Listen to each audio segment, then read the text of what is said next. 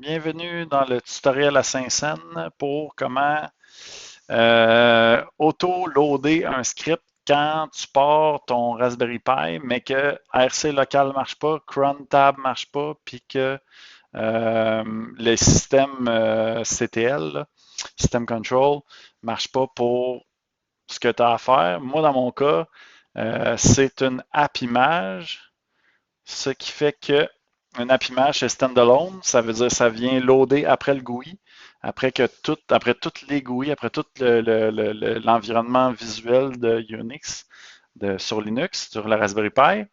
Donc, moi, ce que je veux, c'est partir Chataigne, qui est un logiciel pour, on s'en calisse, mais dans le fond, c'est un logiciel qui fait du visuel puis des interactions avec plein de programmes, plein de patentes puis plein de tout.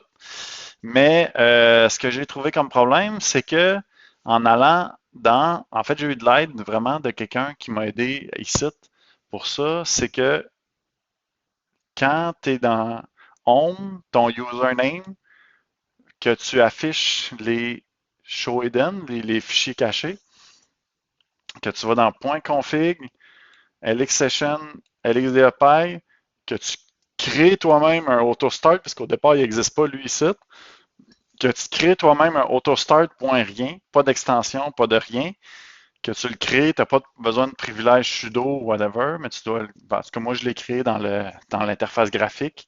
C'est un peu poche, mais c'est ça. Normalement, je le fais par le terminal, mais là, cette personne m'a aidé.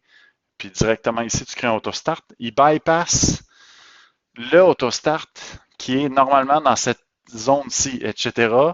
XDG Cross Desktop quelque chose, LX Session, LXDA Pi, parce que c'est un Raspberry Pi.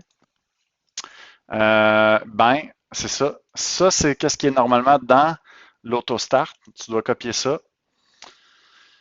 Puis tu dois mettre ça dans ton autostart que tu as inventé ici du côté de ton user qui a prédilection sur le cross desktop session. Fait que là, j'espère que la souris est assez grosse puis que tu vois bien où c'est que je bouge la souris. Mais moi, ma commande que je devais faire, c'était sudo, ouvrir un terminal avec la commande d'ouvrir le programme Chataigne Linux ARM HF 1.917.appimage.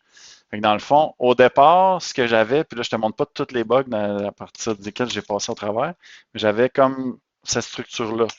Mais dans le fond, c'est le terminal qui doit avoir les privilèges sudo, puis l'application, elle, va les pogner du terminal qui va s'ouvrir, qui va faire cette commande-là, d'ouvrir le programme. Fait que si je te montre le résultat, puis j'espère que quelqu'un va comprendre ce que je dis ici. Si je fais ça, ben, ça ouvre un autre terminal, ça c'est mon terminal de base, mais que tu comprends bien que je l'ai ici dans le script. Après ça, ça en ouvre un, puisque mon application doit obligatoirement ouvrir un terminal pour ouvrir mon application, parce que c'est une application standalone, fait que j'ouvre un terminal pour ouvrir mon application. J'imagine que c'est la manière la plus courte pour le faire.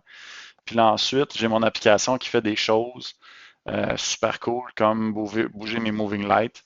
Mais rendu là, c'est out of scope, puis ça n'a plus rapport avec ce que tu as à apprendre.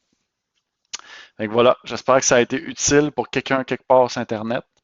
Euh, Moi, c'est sûr que ça m'a bien été utile d'avoir l'aide d'un gars sur Discord.